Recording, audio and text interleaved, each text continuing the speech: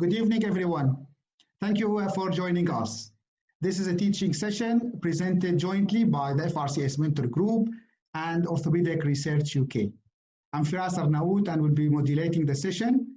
And to help me here, there are members of the Mentor Group, Shwan and Abdullah, and as well as Ruth, who is the Head of Education from OR UK. The speaker is Gavin Spence, and he is teaching us tonight about Blount disease. Gavin is a consultant pediatric orthopedic surgeon at Burjeel Hospital in Dubai. He has clinical interest in limb deformity correction, and he has been a consultant prior to this current position. He's been a consultant in Great Ormond Street Hospital for Children in London. He has particular interest in teaching, and he's been awarded Trainer of the Year by the British Orthopedic Trainee Association in 2019. And a lot to talk about Gavin as well. The session will include basically, as you can see, a lecture presentation.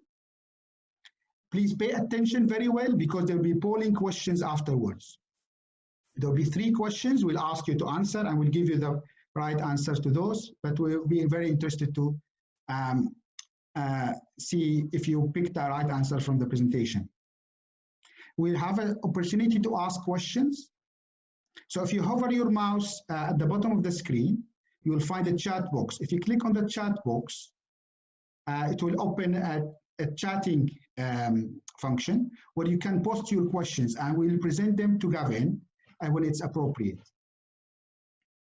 If you really like to talk directly to Gavin, or if you like to take part in the afterwards hot seat Viva session, they will ask you to raise the hand symbol, which is located under the participants list. It's a blue symbol, and we know that you are interested in taking part in Viva. These are served on first come, first served basis. So if you're interested, we'll ask you to express your interest as early as possible. Gavin has prepared very interesting questions, Viva questions that are exam specific and relevant, directly relevant to the FRCS exam. And you'll be given detailed constructional feedback afterwards. So I urge you to make the best out of this opportunity. So it's quite an interactive session with obviously the limitations that we know of. We ask you all, please give us feedback at the end. Obviously, we'll use this feedback for our own development and to see how we can do better. And Ruth, the Head of Education from OR UK, has been in touch with you and will be again in touch with you about certificates and about the feedback. If you guys miss any part of this for any reason, don't panic. This will be recorded, and we will share the recording on the FRCS Mentor channel and on the OR UK website. Just as you can see here, this is the link. There are a series of teaching webinars we're presenting with collaboration with OR UK, and there will be many to come. Next one in a couple of weeks, again on a Wednesday, teaching about knee replacement. So they can always access these on the webinar page on OR UK website. So without further ado, I will leave you with Mr. Spence. Great. Well, Firas, thank you so much. Ruth, thanks very much for the invitation to present on this webinar. This is a new venture for me too, so I was very excited about getting the chance to do this, and just to extend a welcome to all the people joining wherever you happen to be locked down in the world today. I hope you're going to find this session useful. So just before we start the session properly, just a few words about Orthopedic Research UK. They, as you may know, are a charity based in the UK, and their aim is really to improve orthopedic knowledge, and it's a two-pronged approach, partly a research arm and partly an educational arm. And my personal background with Orthopedic Research UK goes back a long way, about 15, 16 years in fact. When I first got in touch with them, they helped out with funding some research that I was doing, which, to cut a very long story short, I was really desperate for the cash at the time, because the charity that was going to fund me had gone bust. So Orthopedic Research UK really helped me out, and I think I was, in fact, their first research fellow. So I've had a long and very happy relationship with them, and now I continue mainly on the educational side with them, and they're a fantastic organisation. They're great people to work with. I count them amongst my friends. So good for Orthopedic Research UK. So if pediatrics is your bag, or if indeed it's not your bag and it's something that you are concerned about, particularly for your exam, we have a seminar coming up in January. It's a 2-day course. This is the latest iteration of a number of courses that we've run with Orthopedic Research UK. It's a 2-day course where we really try and plug knowledge, particularly for people whose experience of pediatric orthopedics is limited. We try and focus in on those areas that people struggle with. We pepper it full of the sort of information that's often not in the books and which are top tips for passing the exam. The feedback from the last course was really good. So if you're interested in that course, you can get details on the Orthopedic Research UK website, or you can use your phone and you can scan that QR code you can see in the bottom right. There's also textbooks, revision textbooks available from Orthopedic Research UK's website or from Amazon. These are 2 of the really popular sort of go-to textbooks for revising for the exam. And finally, if you want to donate and support the excellent work that Orthopedic Research UK do, you can do that through their website too, or by scanning that QR code. Okay, that is the marketing over. Let's get on with the presentation. So this is on Blount disease. Blount disease is a really terrific topic, but I don't want you to get things out of proportion. So it is actually a cause of genu varum, but it is not going to be the commonest cause of bow legs that you see in your clinic. So don't go away from this presentation diagnosing Blount disease in every kid you see, because that's not going to be the cause. How many of the kids that you see in your clinic have Blount disease? Well, that really depends on where you live in the world, because the incidence of Blount disease varies according to population. And it also depends on whether you're in a tertiary setup or a secondary setup or whatever it is. But suffice to say, it's a pretty small number.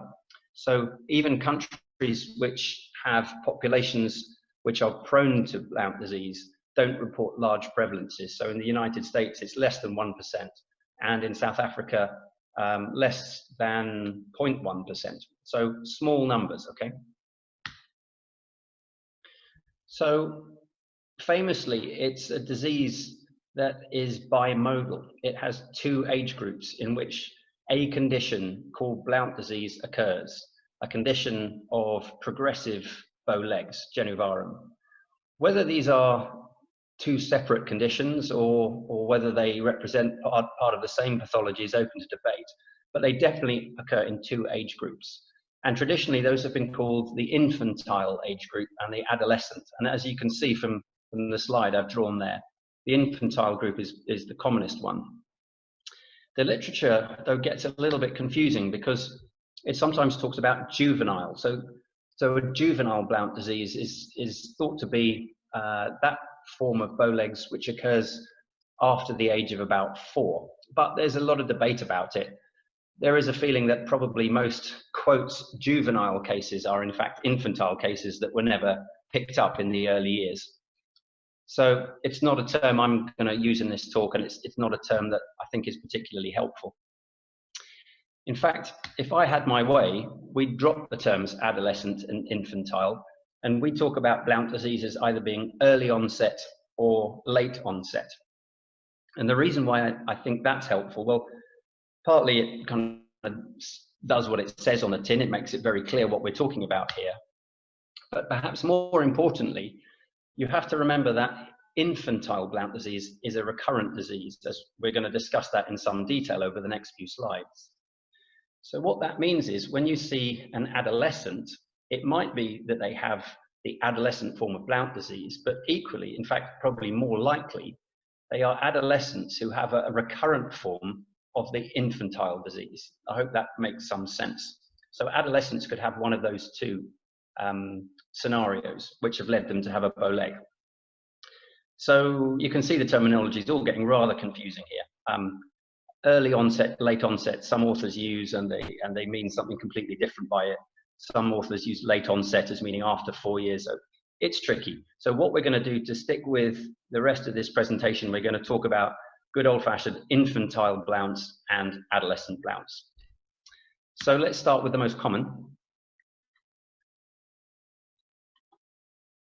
which is infantile Blounts.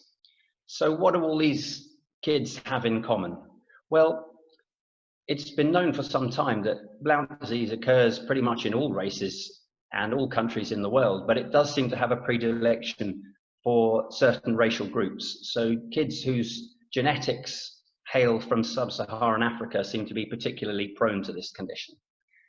It's also a condition that tends to occur in kids who walked early and who are on the heavy side, although that second one is not universal. But quite a lot of these kids are over the 95th centile in terms of weight for age, so heavy early walkers. And that's going to be important in the pathogenesis, as we'll discuss on the next slide. In infantile Blount disease, it's generally girls more than boys, and there's some really interesting literature on vitamin D deficiency in this condition. So of course, vitamin D deficiency can cause bow legs anyway by nutritional rickets, but that's a very different condition. Radiologically, it's a completely different condition. But there have been some papers suggesting that perhaps children with Blount disease also have a vitamin D deficiency, and others that say actually they're no more vitamin D deficient than most of the rest of the population. So the literature is a little bit unclear on that. But ultimately, the primary pathology here is a premature physeal failure, physeal closure. So any pediatric orthopedic surgeon, that is immediately ringing a whole load of alarm bells. Whenever you've got a condition occurring in young children that's starting to close their physis up, you know you've got a bit of a headache coming. You've got a condition that you're going to find very hard to cure, and which you're going to be seeing a lot of these patients for. So the primary problem, if you like, is generally thought to be tibia vara, genuvarum, bow legs. But bear in mind, this is actually a three-dimensional deformity. And they also have axial deformity in the form of tibial intorsion, and also a sagittal plane deformity. So anticavatum or procavatum of the tibia. It looks more like a sort of more acute posterior tibial slope. So the pathogenesis in infantile Blount disease, these poor kids really get a bit of a double whammy, if you like. So they are kids who are walking early, and therefore they tend to walk at a stage in their lives when they're prone to having genuvarum anyway. So that means that their mechanical axis is missing the center of their knee. It's really missing the knee entirely. So all of their considerable body weight, because they're normally over the 95th centile, is coming down inside the knee, causing compression on the medial side of the growth plate just here. And well, what do we know what happens to growth plates that get compressed? We know from the Hoyter-Volkmann principle that that tends to inhibit growth, not just on the medial aspect, but in the posterior medial aspect, which presumably explains the fact that it's a three-dimensional deformity. So that's the theory about how Blount disease actually develops. And if you look at the evidence from histology, that really kind of backs it up, because we have histological specimens from kids who've had surgery for infantile Blount disease, and you'll see that nice columnar arrangement that you will learn about for the basic sciences of the physis has been disrupted. Eventually physeal bars forms, and there's a lack of ossification both in the epiphysis and the metaphysis. So all of that's rather suggestive of a failure of the growth plate. But the growth plate's not your only problem. These knees, I don't know if you can see on this x-ray, but this knee is subtly subluxated towards the lateral side. So it's the lateral structures, particularly the lateral collateral ligament, that gets attenuated in this condition. And some children have a lateral thrust, which is that sort of sudden jerking appearance whenever they take a step. So that's what's going on pathology-wise in Blount disease. Now, I mentioned this problem with ossification. So if you look at the x-ray here on the left of the screen, it looks rather alarming, doesn't it? It looks like there's really nothing there on the medial side of the joint. But the MRI shows something slightly different. You can see, in fact, the epiphysis is present, but there's been a failure there of ossification. So sometimes the x-rays look rather more alarming than the reality would suggest because of deficient ossification. Okay, so that's the basic sciences of infantile Blount disease. That's what we think is going on in this condition. But this is what comes into your clinic. You get a kid like this, whose dad's worried about him. He's got bow legs. Somebody else has told him that they'd seen a kid like that before, who got terrible bow legs, and he needs to have treatment. So what are you going to do? Well, as with any orthopedic condition, we start with the history. And some of the registrars who train with me know that one of my things is when you get to the stage of your FRCS exam or more advanced clinical practice, you don't have time to do the medical student thing and ask 100 questions. You imagine it's like the game of hangman, and you're only allowed to ask a limited number of questions. Let's say I'll only let you ask 3 questions of this family in order to get to a diagnosis. So the first question you'd want to know about this kid is, well, how old is he? Because it can be normal to have bow legs. It all depends on your age. Remember this graph here? This is the Selenius curve. If you haven't seen this graph before, you need to see it, because this is probably the most important curve in pediatric orthopedics. It shows how the change from varus to valgus changes with age. So this is how the coronal plane alignment changes. What I'm showing you here is quite a simple graph. It just shows the mean. So you can see here, if that child is 2 years or less, then he's got every reason to have bow legs. Incidentally, it also shows why early walkers, who are kind of up here on the graph, are more prone to getting Blount disease, right? But if that kid is over 2, and particularly if he's getting down to 3, well, he should have genu valgum. So age is a really important question to ask, because that will tell you whether this is physiological or if he's moving into the pathological range. What else might you ask to back up the diagnosis? Well, that's one of your next questions. Your hangman questions might be, did he walk very early? Because that's going to be suggestive. You might ask questions, or it might be on your examination, as to whether this is a heavy child. And of course, you might want to ask, if it's not obvious, what his potential genetic makeup might be from his racial background. We're normally taught, aren't we, that unilateral disease is a sign of pathology, and bilateral disease usually means physiological. Unfortunately, that doesn't really work in infantile Blount disease, which is often a bilateral condition. So you're going to need a little bit of help here. You're going to need to phone a friend, and the friend you're going to need to phone is a radiographer. So if you're concerned from any of these questions that this could be a case of Blount disease, radiograph's going to help you out. So if you're lucky, you're going to get a radiograph like this. So this shows the typical radiological features of infantile Blount disease. The real giveaway is this beaking here of the medial part of the metaphysis on the affected side, on this patient's left side. So a combination of genu varum, beaking, lateral subluxation. There's nothing else this can be, really. I don't think, with one possible exception, I don't think I've seen a kid have anything other than Blount disease who looked like this. The exception was a child who had had meningococcal disease as an infant, and had had various skin lesions. So it's possible that he had a medial growth arrest due to meningococcal disease. Basically, it's a giveaway. That's what Blount disease looks like. It can't be achondroplasia. It can't be X-linked hyperphosphatemic rickets or any of the other weird causes of genu varum. That's Blount disease. So that would be nice to get, but that's not what you get. What you get is this. You get a child with such bow legs you could drive a bus through that, and extremely worried parents, and you're looking at the x-ray and you're thinking, well, I don't know, is that beaking or is that normal? And then you think, well, was the film rotated? Should I repeat it? So you're going to need some way really to try and distinguish between physiological genu varum and pathological genu varum due to Blount disease. So this is where you're going to have to get your measuring tools out, because there is something here to help us. And this is an angle described by 2 authors, Drennan and Levine, back in the 1980s. So they described an angle, and I'm going to show you now how to calculate this angle, which is said to distinguish between Blount disease and physiological genu varum. So the first thing you do is draw a line connecting the most extreme points of the metaphyseal flare, like that. The next line you draw has to, if you like, describe the long axis of the tibia. So it's a bit difficult because the tibia is a little bit curved on its sides, but do the best you can and you draw a line that describes the center. You draw a perpendicular to that and measure the angle between the two. And that is the metaphyseal diaphyseal angle. So actually what Levine and Drennan reported was a cutoff of 11 degrees. Lower than 11 degrees, physiological. Higher than 11 degrees, Blount disease. Perfect, very orthopedic, we love it. But I think most of us understand that measuring lines on x-rays is often much more nuanced than that.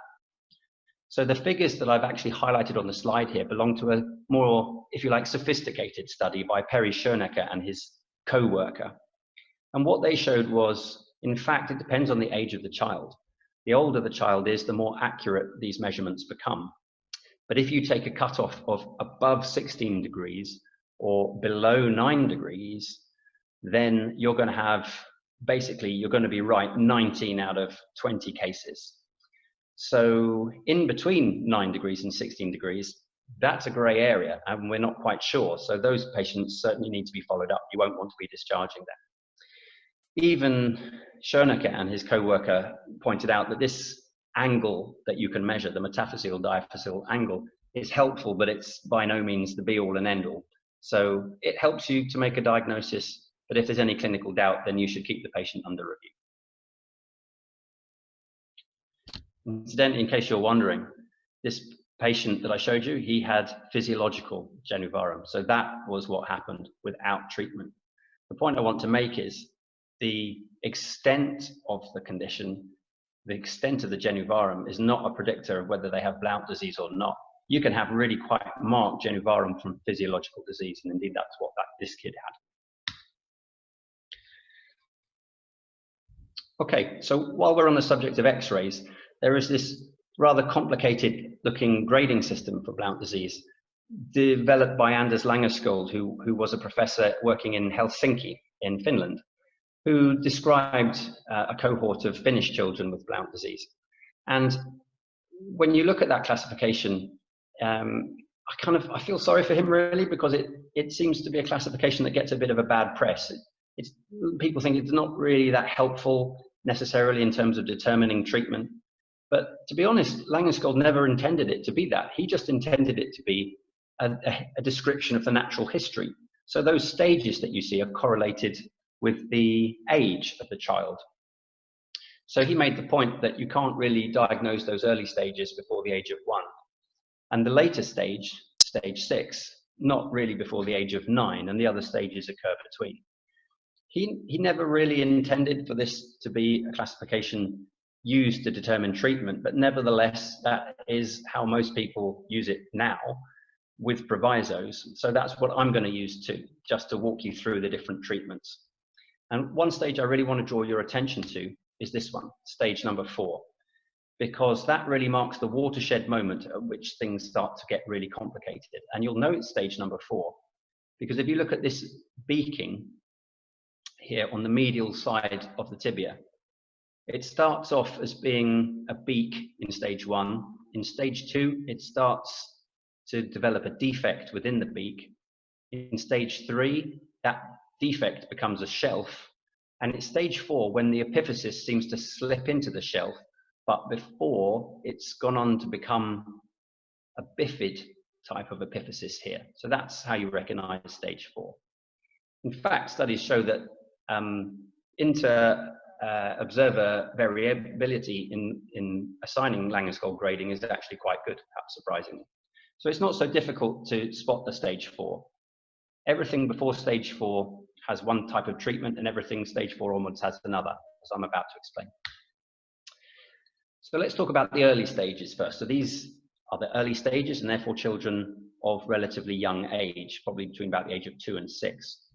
So leave aside this CAFO. This is an orthosis treatment for Blount disease. I'm going to come back to that in the next slide, but just focus here on stage 2 and stage 3.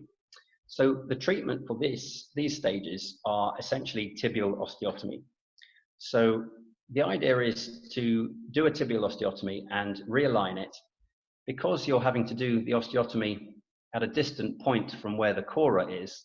The cora is really up here in the physis, but you're forced to make your osteotomy down here in the metaphysis, because obviously you've got to go distal to where the growth plate is and distal to where the extensor mechanism is. Then you're going to have to include, because the osteotomy is at a separate place to the cora, then you're going to have to include some translation in this. This is all to do with the niceties of deformity correction, which is not the focus of this talk, but if you understand about coras, you'll know what I mean. If you don't, just take it from me that you're going to have to involve some translation in this condition. Most people in infantile Blount disease try to overcorrect a little, and then you'd better pray to the gods that those physeal changes, that beaking and that physeal arrest is nature's going to sort it out for you. Langenskold actually said everything up to stage 4 was reversible, but it seems that perhaps that was overly optimistic, and that's not been everybody's experience, certainly not with a non-white population. In an Afro-Caribbean population, certainly that doesn't appear to be the case. That seems to run a more aggressive course, with the recurrence being more the order of the day. However, I told you that stage 4 was an important stage to remember in the Langenskold classification. Well, now I'm going to tell you that age 4 is also important. There are quite a few studies that show that if you can get this tibial osteotomy done, not at the age of 6, but before the age of 4, then you'll reduce the chance of recurrence. So that's important to remember. I say reduce the chance of recurrence. You don't reduce it to 0. Even in this study in the JPO, which was, I think, a meta-analysis, recurrence was still 46%, but better than the 85% if you left it until after 4.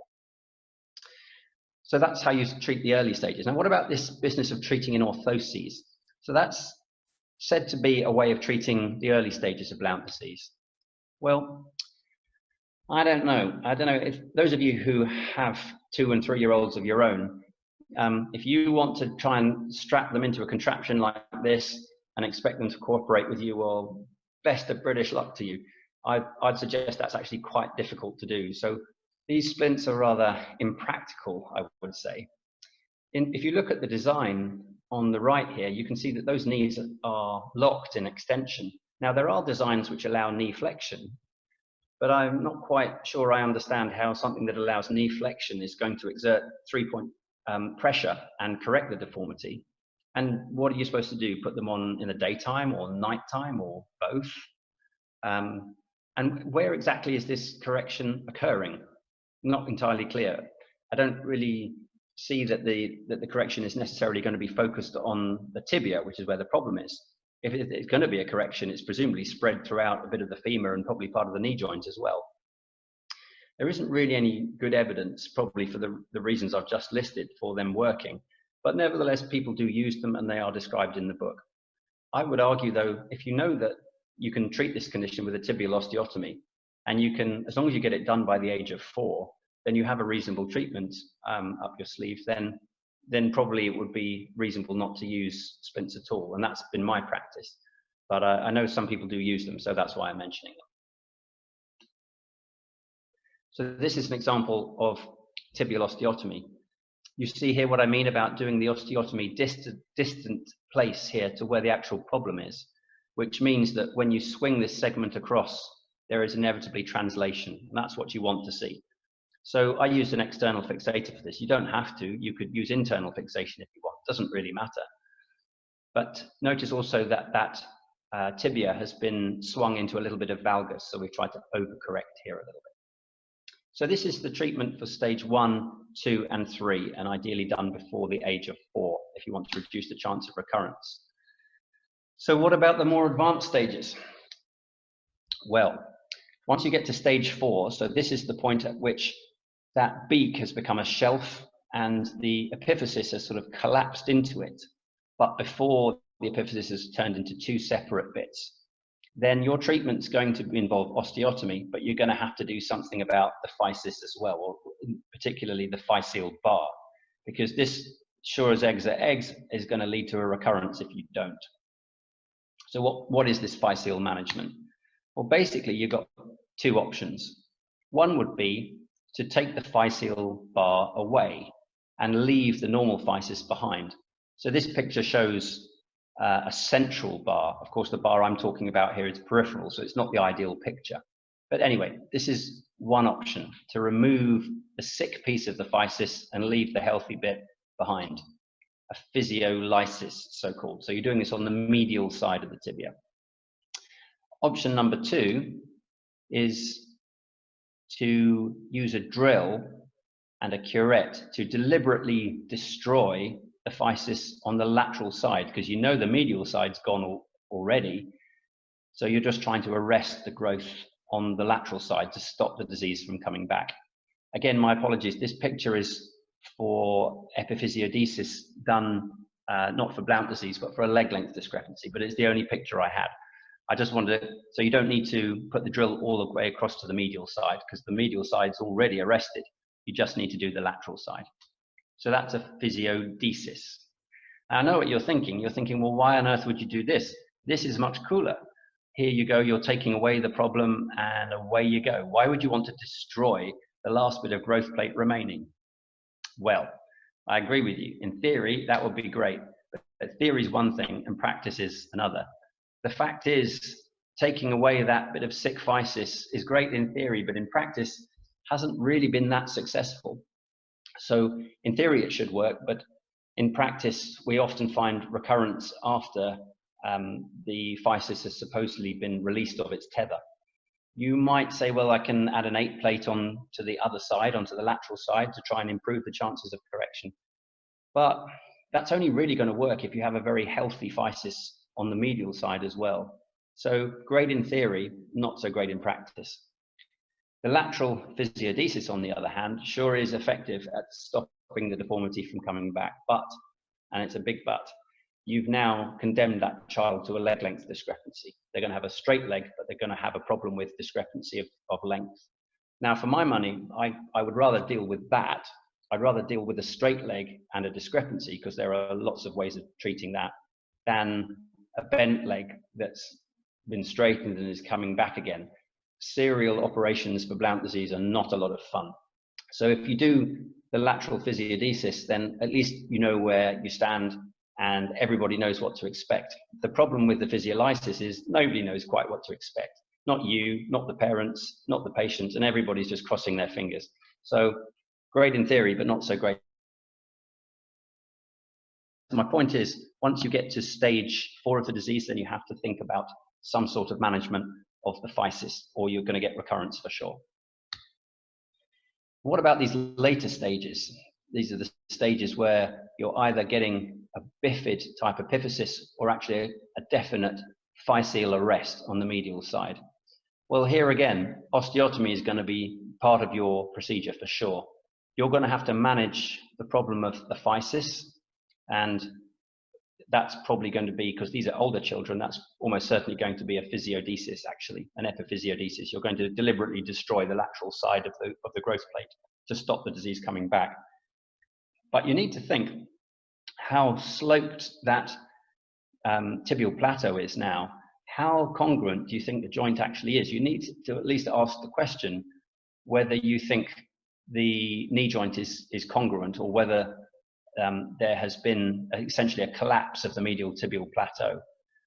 So any patient who's walking with that varus thrust that I mentioned, particularly older patients, that's rather suggestive that they have a problem with a joint that is no longer congruent. However, bear in mind what I said about those abnormalities of ossification, and I showed you that MRI scan. So it ain't necessarily so. Even with an X-ray that looks like this, it might be that the joint is more congruent than you think. So before you get too excited about doing some very clever operations to try and restore the joint surface, you would do well to do an MRI and or an arthrogram just to prove to yourself that there is a genuine gap on this medial side, and that it's not either filled up with as yet unossified epiphysis, or a large fleshy hypertrophied meniscus, which is the other thing that can actually lead to the joint being more congruent than you think. If you have evidence that the joint is not congruent, in fact, then you're probably wise to get a CT done, and 3D reconstructions are really helpful, so that you can make a plan about how to go about addressing this problem of restoring congruity to the joint. But the basic principle is this.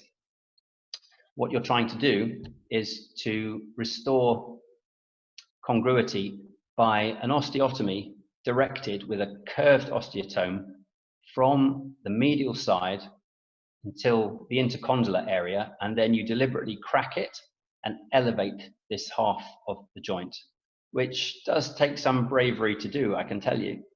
But this is how you restore the joint congruity. You get rid of that space that was there before. Of course, you're now going to have to fill up this gap or it's going to collapse again.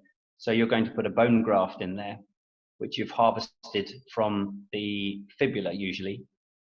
And that restores the congruity, but the disease is going to come back unless you do something about this lateral physis, which is still active.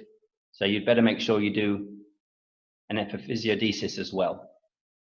And then finally, you need to realign the tibia. So you're going to do a tibial osteotomy and realign it. Then you've got to fix the whole thing together. And that's up to you how you do it. You could use an external fixator. You could use internal fixation. The choice is yours. So infantile Blount disease, this is a summary by Langen-Skold stage. So essentially, stage 4 is the stage where you need to start thinking about management of the physis in addition to just doing a tibial osteotomy. And once you get to the later stages, you need to consider whether a hemiplateau elevation is necessary. So you can see how complicated infantile Blount disease is to treat. Did I not say at the start, whenever you see a young child who's got a permanent physeal arrest, you know you're heading for trouble. You know that that's going to be a difficult problem to solve. Adolescent Blount disease is a different beast entirely. It shares a name, but arguable whether it's the same pathology at all. So this is a condition that occurs in children older than 10, and importantly, they have no previous history of bow legs as a child. In my experience, most of these 10-year-olds actually look more like they're 15 or 16, so they do seem to be skeletally advanced. And they too are complaining of genuvarum, which is progressive. These are all obese kids, all of them. And their disease is usually unilateral, which does seem a little strange because the obesity is certainly not unilateral, but that's the way it goes. You will know that you're dealing with adolescent Blount disease instantly from the x-ray because they look totally different to the infantile form that I've just shown you. But bear in mind that you are going to get adolescents, as I said at the start of the talk, who have bow legs, but who have the infantile form, which has recurred. But they look quite different on the x-ray. So here on the left-hand side of the screen, this is what you typically see in an adolescent with that form of the disease. So you can see this sort of pagoda roof to the tibia. You can see signs of previous tibial osteotomies, and the degree of varus is really quite marked. What you see in the adolescent form of the disease is a more mild form of varus. And look at the physis here. We're not seeing that advanced medial physeal arrest. In fact, if anything, what you're seeing is a physis that looks apparently wider. I don't think it really is wider. I think, again, it's a defect of ossification. But you're not seeing those advanced medial changes that you see in the infantile form of the disease. There's no physeal bar here. It looks much more normal. The physis is basically a lot less sick in this condition, and that's a good thing. That makes it easier to treat. One other thing, one typical feature of adolescent Blount disease is said to be that it also includes some of the varus coming not just from the tibia, but from the femur as well. That's a real favorite question for the FRCS author, so worth noting that. Femoral varus is present in adolescent Blount disease, but is said not to occur in infantile Blount disease. So if we say that the growth plate is not sick, then that's really helpful, right? So if this patient still has some growth remaining, then there's no reason why we can't go ahead and treat that by a guided growth regime. So that's what's happened in this case. Some 8 plates have been inserted to try and slow up the growth on the lateral side, and hey presto, the whole situation has been rescued. One of the problems with 8 plates can be in these rather heavy children that they can break. So it's worth considering designs of 8 plates called H plates, which take 4 screws, not 2, and those are said to have a lower chance of the implant failing. What about if the patient's already skeletally mature and growth plate, then guided growth is not going to work for you, and you're going to have to do a realignment osteotomy. But at least you can do that confident that you can realign it and be sure that recurrence will not recur, but the disease will not recur, right? Because they're skeletally mature. So you don't need to worry about all of that stuff to do with physeal management and physiodesis and physiolysis. You just need to realign it. How you realign it, that's up to you. If internal fixation is your thing, then go ahead. But the real problem with these kids is they are so large that physically doing that on table can be quite difficult, especially knowing that you've absolutely got it right. Because if you're going to go for acute correction and internal fixation, you'd better make sure you've corrected it properly before you let them out of the operating theatre. So you might instead go for external fixation, which has some advantages and disadvantages. If you know how to use external fixators, it's quite nice because you don't have to get the correction done in theatre, you can do it later on. And you've got a choice. You can either make the mechanical axis completely normal, or you can match it to the other leg, which is often slightly varus anyway, depends what you're trying to achieve. I'm also concerned about doing acute osteotomies in the proximal tibia. In some series, there are rates of neurovascular compromise and compartment syndrome of eye-watering proportions. So you don't tend to get that with external fixation. I do accept, however, that these patients do run into trouble with pin site infection, and they're also condemned to wearing them for at least 3 months. It does take quite a time to unite. But anyway, it's up to you how you treat it. But osteotomy is your way forward if this is adolescent Blount disease in a patient who is skeletally mature. So just to summarize about Blount disease then, this is as has been well described as a bimodal disease with an infantile and an adolescent form. The infantile one is difficult to treat because the physis is sick, and your challenge is always going to be that the disease wants to come back. It's a recurrent disease. The adolescent form, on the other hand, is much more simple to treat because the physis is not so sick. But there your challenge is a technical one because of the size of the patients. And if you remember no more numbers from this talk than the number 4, that would be a good start. So in infantile Blount disease, get the osteotomy done by age 4 to reduce the chance of recurrence. And remember that after the Langenskold stage 4, you need to start seriously thinking about physeal management. So this table just summarizes some of the key features which are different in these two forms of the disease. This is a 12-year-old girl who had had Blount disease treated in the past. So she'd had the infantile form. She'd had it from an early age. And sure enough, the disease had recurred. So here she was at 12. She has all the features you can see from the soft tissue shadows that she was a big girl. And she had recurrent disease with varus internal tibial torsion, procavatum. So she had a sagittal plane deformity as well. But I didn't think of varus thrust. I thought despite those appearances, her knee was actually fairly congruent. So what do I want to do? Well, I need to do an osteotomy to realign it, and I need to manage the physis as well. So I need to do, I thought, a physiodesis. I wanted to deliberately drill out the physis on the lateral side to stop it coming back. So that's what I did. I didn't fancy acute correction. I'm scared of the neurovascular compromise that can occur with that. So I put on an external fixator and we corrected it. Okay, great. On to a winner, or so I thought. But this is what she looked like when we'd finished. So what had happened here? Well, in my defense, you can see the solution. And when you put external fixators on people, it's quite difficult to get them to stand up and take radiographs sometimes. So I was rather disappointed to see this. And my mistake had been that we'd actually corrected the tibia pretty well, as you can see. But what I had not appreciated was the pretty marked femoral deformity that she had in addition. Now, the books tell you that femoral deformity does not occur in infantile Blount disease. Well, I'm here to tell you that it does. But it's not varus generally, it's usually valgus, as in this case. And my ex-colleague, Rob Hill, he believes that this femoral deformity only tends to occur in infantile Blount disease that's already been treated. So maybe it's in the arthrogenic deformity in some way.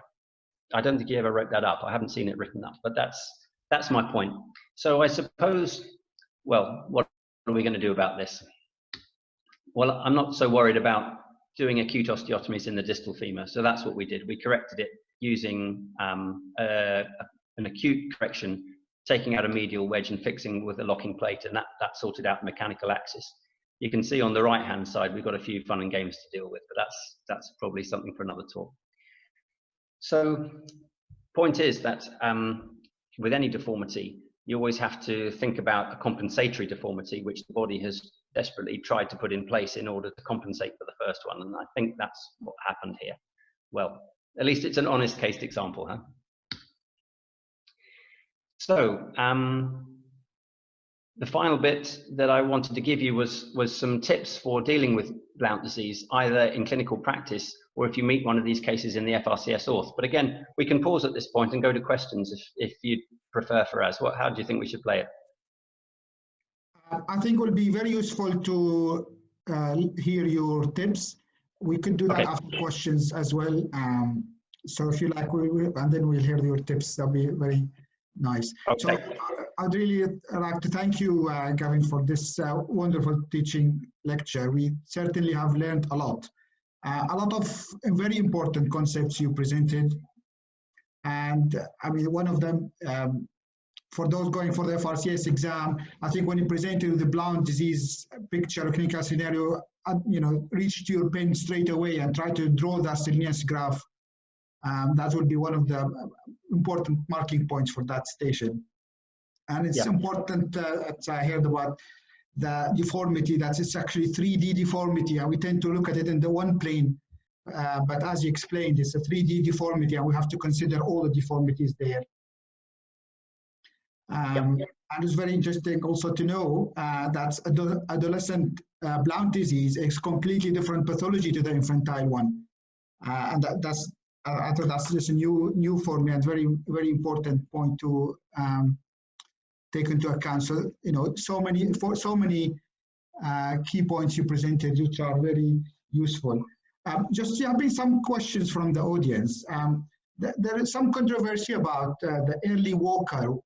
Is that important to know? And what exactly defines an early walker? Is it, you know, independently walking or standing, or is it not essential to? Yeah, I'm not sure the books are ever that clear about it, but basically I think we mean any child who's walking before the age of 1. So once you hear that a child is walking by the age of sort of 9, 10, 11 months, that should ring alarm bells. Often actually these children do need to be helped at this point. You know, they have to have their hands held, but children that want to spend most of their time up, you know, taking weight on their 2 legs at that time, those would count as early walkers. Lovely. And one more question is that about the overcorrection. Is there any guidance on how many degrees you overcorrect, or is that age related? Yeah, so the overcorrection only refers to infantile Blount disease. Yeah. You shouldn't overcorrect the adolescent cases because they don't have any growth left. So the guidance is, yeah, it's not a big overcorrection. It's just, you know, 5 degrees, I would have thought. You won't want to do more than that. Because after all, what are we saying here? We're saying that we know that there's a chance of recurrence, and we're hoping that if we can just tweak it a little bit the other way, then hopefully we'll get away with it and the physis will get the chance to remodel and recover. But equally, you do want some recurrence, right? You don't want to leave this child with a leg that is now in valgus. So you don't want to overcook it. I would say about 5 degrees should do it. Thank you. Thank you for explaining. Obviously, we don't want to overcorrect in adolescent form. That will be a mistake. Sure. Just about the follow-up also, do you follow up these until they're fully skeletally mature, or beyond that, or? So I guess the answer to that is I tend to put the onus on the parents, and I explain that the big problem with this disease is recurrence, and that if parents see that happening, then they should get back in touch with us. It depends how busy your clinics are. I think the important point is whether you decide to follow them up or just put the onus on the parents. You should always advise the children and their families that recurrence is a distinct possibility. because if you don't, then their parents are going to find that quite hard to forgive, and you're going to be backtracking and trying to make a few excuses for yourself. Whereas if you told them that recurrence is likely and it happens, then they're likely to trust you. You come across as being a wise old sage who made a good prediction. And that's going to be important if you're going to be treating them again. So it's a communication skill also here, isn't right. it? As right. And just one more question before we put the polling questions to everyone to answer. You said the compartment syndrome is one of the complications. Is there any tips on how to prevent it, or? Oh, yes. Yeah, thanks for mentioning that. I should have done. So I'm not a big fan of doing acute corrections, but if you are going to do that, then it makes sense to do a prophylactic fasciotomy, certainly of the anterior compartment. So that's done subcutaneously. So through the incision that you use to do the osteotomy, you split the fascia longitudinally up and down, and that reduces the chance. Okay, thank you very much. Sorry, there was just a couple of other questions on the chat group. Sorry for asking you, Martin. Yeah, in terms of the epiphylaxis or epiphydesis, is there a knockoff point when you would do it in terms of the bar size? Would the bar size change? Oh, right. Yeah, good question. I don't think there is in terms of the size of the bar. Generally, removing physeal bars is said to be better if they're peripheral. So you would think that Blount's disease would do well, right? Because this is a peripheral bar, not a central one. What is important, I think, is the stage of the disease. So by the time you've got to stage 5 and stage 6, then there's no point in excising the bar. You would be better just doing a growth arrest on the lateral side. The problem with excising physeal bars, I think, is having the courage to keep on nibbling it and going further and further laterally as you're creating a bigger and bigger cavity under the joint. And I think most surgeons kind of lose their nerve, and that might be one of the reasons why we don't get such good results from it. So no, there's no firm advice on the size of the bar. It's more on the stage of the disease. So it's an option for stage 4, but I would say not for stage 5. And in terms of osteotomy, where would you cut the fibula? The fibula, yeah, I tend to cut that right about the junction of the distal third and the proximal 2/3. So it doesn't really matter. You can cut it wherever, but out of the way of the common peroneal nerve is a good idea. Good. Thank you. Thank you, Shwan, for putting forward those questions. Now, guys, participants, I'm going to put the questions now. I will give you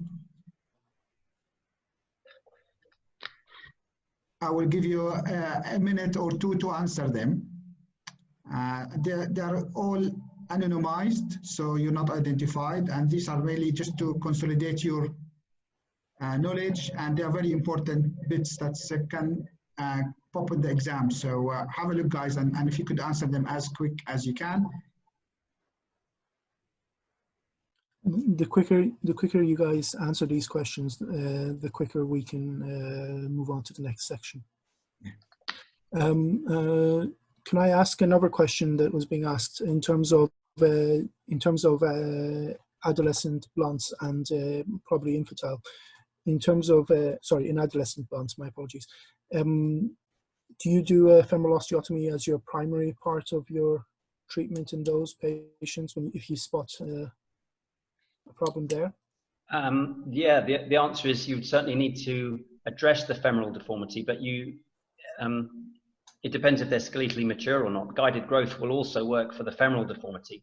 That's what I showed in the slide, actually. There were 8 plates both on the femur and on the tibia. So yes, the answer is you definitely need to address that as well. And just a reminder, after this MCQ section, we will move on to the hot seat viva. The hot seat viva session is not recorded, obviously. And we thank everyone who comes forward.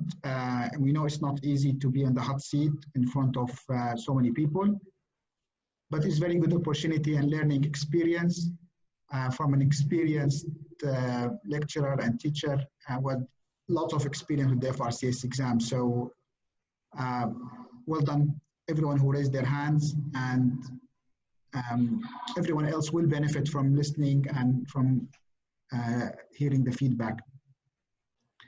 So I think 73% of participants now answered. So I think I'll end the polling now, 75% answered. question number 1, infantile Blount disease associated with, and option number 2 is the correct one. Worse prognosis in Afro-Caribbean patients. So 65% answered this correctly. Question number 2, adolescent Blount disease. And the correct answer is number 2 again, is commonly unilateral. 76% answered this correctly. Question number 3, the answers were a bit more interesting. So in regards to Lange-Skjold staging Blount disease, which one of the following statements is true? Only 41% said the correct answer, which is the answer number 2. Stage 3, the physical changes are potentially reversible with tibial osteotomy alone. So here are my tips for dealing with Blount disease if you're in a VIVA situation. You may get shown an image of Blount disease. I showed you the typical radiographic images, and actually it backs up a point Faraz just made, that the appearances are very characteristic with Blount disease. So there's really nothing else that could be. So my advice is don't hedge, don't mention other conditions that you think it might be. Don't mention things like that it could be due to rickets. Go in there and say it's Blount disease. But now here's the next really important point. There is a feeling that if I'm not talking, I'm not scoring. And I have to say, as my experience has been, that's not always a very good approach in a VIVA. So if you're asked to describe the appearances of an X-ray and you think that looks like Blount disease, say what you think and say, I see these appearances, and the examiner says, what do you think it is? And they say Blount disease. Now, that is the point to stop talking, because what many people do is say, I think it's Blount disease. There are 2 forms of Blount disease. There's adolescent and infantile, and it's caused by whoa, whoa, whoa, whoa, whoa. I'd strongly advise you to stop at that point, because you don't know where the VIVA is going. We might start talking about the pathogenesis. We might start talking about treatment. We might start talking about differences between adolescents and infantile. You just don't know. So it's very important in a VIVA on Blount disease, and in fact on any VIVA, to, in an early stage, I would advise you to stop talking and wait and see which way the VIVA is going, because that's where the points lie. Next point is, well, it's kind of illustrated by what I showed you in that last case example. So if you have the presence of mind, note the fact there's a tibial deformity there from Blount disease, but just keep your eye on the distal femur as well. For those extra points, you could point out, if you see that there's a femoral deformity, then point that out to the examiner too, because that's going to look good. They'll be polishing up the gold medal when you say that. So what about clinical tips? So here are my tips. This could apply actually in a busy clinic as well as in the FRCS Orth exam. So when you see a child with Blount disease, don't even bother asking them about pain. They're not going to tell you it's there. I genuinely think it isn't there, actually. These kids just get on with life. You're going to get far more credit for asking whether they're bothered by the appearance of their legs and whether it stops them taking part in things, because that's really what it is in pediatrics. It's all about function. Pain is not a feature. Sure, in adults with Blount disease, you can imagine the natural history is pretty aggressive, but so don't ask about pain. The varus thrust thing is a very typical appearance, is quite an acute jerk of the knee every time they take a step. So if you see it, mention it. If you don't see it, don't say that you think it's there because you feel that it ought to be, because you know that varus thrust is quite common in Blount disease. The reason I say that is because if you mention it's there, then you'll start to get into a conversation about medial plateaus being elevated, and do you think that's a good idea, and what about the lateral collateral ligament? You're going to go down a pretty tricky route. So by all means identify it, but don't sort of say that you think it's there just because you think it ought to. Another thing for them to get the gold medal out for you is it would be quite good to examine the patients on the couch and to see if they can apparently get their knees fully extended. Because in Blount disease, it looks like they can't. It looks like they've got a fixed flexion deformity of the knee, but in fact they haven't. They get their knee fully straight, The reason their knee looks bent is because they've got a proximal tibial deformity. So that looks quite good if you demonstrate that to an examiner. It shows that you're aware that this condition is not just genu-varum, but has deformities in other planes as well. While they're on the couch, you could examine for collateral ligament laxity, which might confirm your suspicion of a varus thrust. And here's my final and most important and favorite tip to pass on, and that is you should always examine patients with any coronal plane deformity with their kneecaps pointing forward. And why? I'll show you why. So here is how most children with Blount disease, and this is one, tend to stand. And actually, this is also how radiographers tend to position them when they're taking their x-rays for you. Because it's easier for the patient, isn't it, with their feet pointing forward. But look where his kneecaps are.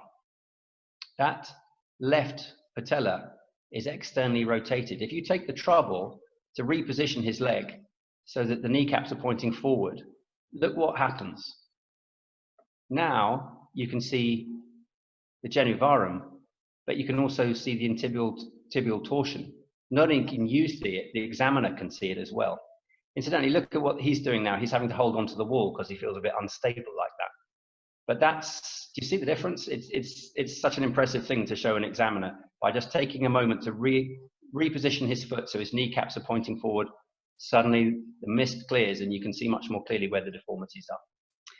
So that's everything I have to say on Blount disease. Good luck to everybody in dealing with those patients, either in your clinics or in the exams. And everything that's on my presentation from now on is related to vivas. So that's all I have to say. And thanks very much for inviting me to talk on the webinar. I've really enjoyed it. Thank you, Mr. Spence. That was lovely.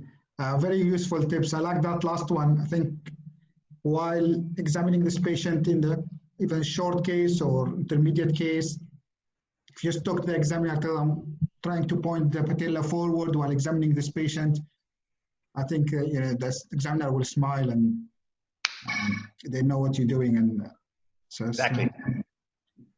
That's lovely. I don't think many people would do that, so I think it's a very useful tip. So, okay, guys, so thank you very much, Spence. So we'll move on now to the Viva session, which will be unrecorded.